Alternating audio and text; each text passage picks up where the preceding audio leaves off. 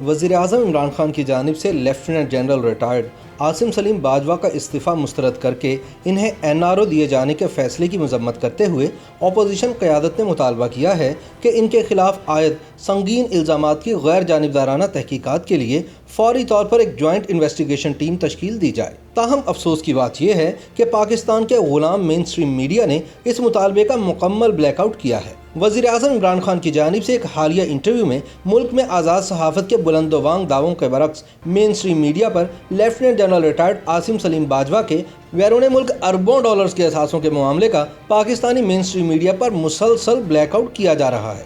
یاد رہے کہ 2 ستمبر کو الجزیرہ ٹی وی کو دیے گئے ایک انٹرویو میں وزیر اعظم عمران خان نے اس تاثر کی سختی سے نفی کی تھی کہ آج کے پاکستان میں صحافت پر پابندیاں عائد ہیں اور صحافی شدید خطرے میں ہیں۔ In my 2 years in power, tell me how many journalists have been kidnapped in Pakistan? If all I want any independent institution to just in these 2 years in Pakistan do an assessment of freedom of speech as in the papers or as on media, I can tell you that in my country's history, no government has taken such criticism. Criticism I don't mind, but blatant propaganda against a government like it has happened against us. تاہم سچ تو یہ ہے کہ باجکو group کا بیرون ملک اربوں dollars کے اثاثے نکلنے کا سکینڈل 27 اگست کو منظر عام پر آنے کے باوجود اگلے 10 روز تک مین سٹریم الیکٹرانک اور پرنٹ میڈیا کو اس بارے کسی بھی قسم کی کوئی خبر دینے یا تبصرہ کرنے کی اجازت نہیں تھی۔ دوسری طرف سوشل میڈیا پر باجوہ لیکس کا ٹرینڈ زوروں پر تھا۔ اس حوالے سے مین سٹریم میڈیا پر پہلی خبر 3 ستمبر کو تب منظر عام پر آئی جب عاصم سلیم باجوہ نے ٹی وی پر آ کر اپنے عہدے سے مستعفی ہونے اور خود پر لگے الزامات کا جواب دینے کا فیصلہ کیا۔ لیکن یہ بھی ایک حقیقت ہے کہ اس روز عاصم سلیم باجوہ خود پر لگے الزامات کا دفاع کرنے میں مکمل طور پر ناکام رہے اور شاہ زیب خانزادہ کے ساتھ انٹرویو کے دوران اپنے خاندان کی منی ٹریل مانگے جانے پر جواب دینے کی بجائے کلین بولڈ ہو گئے۔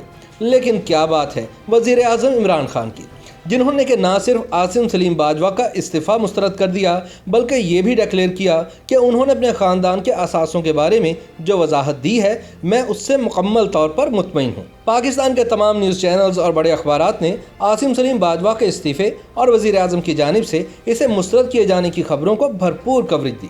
تاہم جب ملک کی بڑی سیاسی جماعتوں کی قیادت نے وزیر اعظم کے اس فیصلے کی مذمت شروع کی تو پاکستانی مین سٹریم میڈیا کو دوبارہ سے سانپ سونگ گیا اور اب پھر سے یوں لگتا ہے جیسے عاصم سلیم باجوہ کا کبھی کوئی سکینڈل مارکیٹ ہوا ہی نہیں تھا۔ بلاول بھٹو سے لے کر مریم نواز تک پیپلز پارٹی اور نون لیگ دونوں بڑی جماعتوں کی قیادت نے عاصم باجوہ پر لگنے والے الزامات کی تحقیقات کا مطالبہ کیا ہے، لیکن ان مطالبات کو مین سٹریم میڈیا پر جگہ نہیں مل سکی۔ مریم نواز نے عمران خان کی جانب سے عاصم باجوہ کا استعفیٰ قبول نہ کیے جانے پر کہا ہے کہ اگر عمران خان یہ استعفیٰ منظور کر لیتے تو پھر انہیں خود بھی مستعفی ہونا پڑتا۔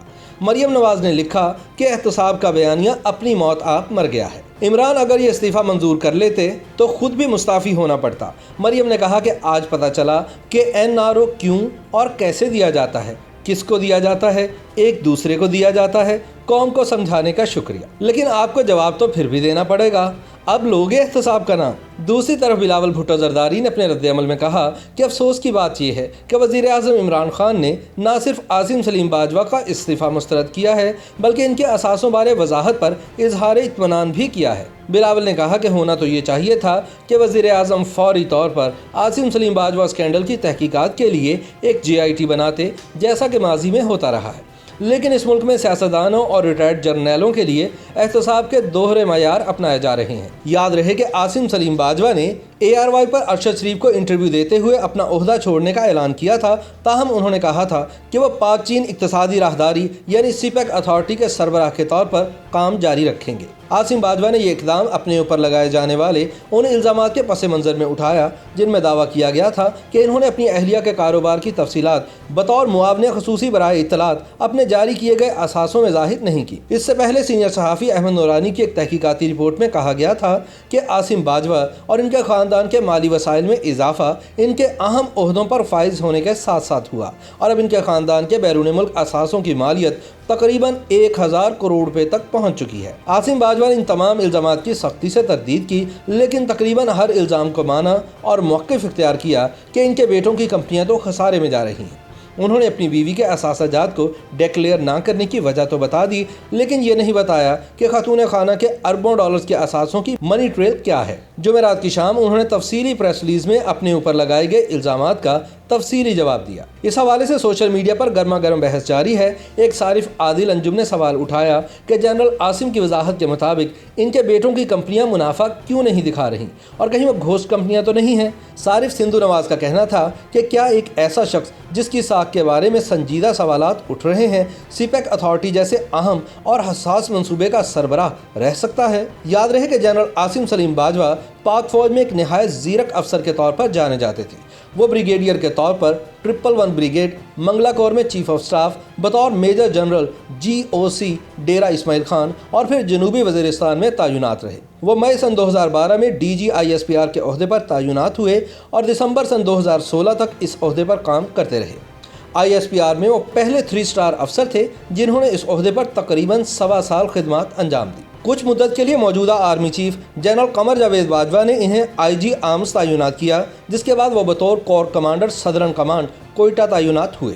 ریٹائرمنٹ کے بعد وزیر اعظم عمران خان نے انہیں سی پیک اتھارٹی کا سربراہ مقرر کیا اور پھر انہیں معاون خصوصی برائے اطلاعات کا عہدہ بھی دے دیا۔ تاہم یہ حقیقت ہے کہ عاصم سلیم باجوہ کا بطور چیئرمین سی پیک اتھارٹی اور معاون خصوصی برائے اطلاعات تقرر اب تک موجودہ حکومت کے لیے نیک نامی کی بجائے بدنامی کا باعث ہی بن رہا ہے۔ YouTube پر گوگلی نیوز دیکھنے کے لیے youtube.com کی سرچ بار میں گوگلی نیوز TV ٹائپ کریں۔ گوگلی نیوز کے پیج پر سرخ رنگ کے سبسکرپشن والے بٹن پر کلک کرنا نہ بھولیے۔ YouTube پیج پر اپلوڈ ہونے والی ویڈیوز سے باخبر رہنے کے لیے بیل آئیکن پر کلک کیجیے۔ آپ کو ہر نئی ویڈیو کے بارے میں نوٹیفیکیشن موصول ہو جائے گا۔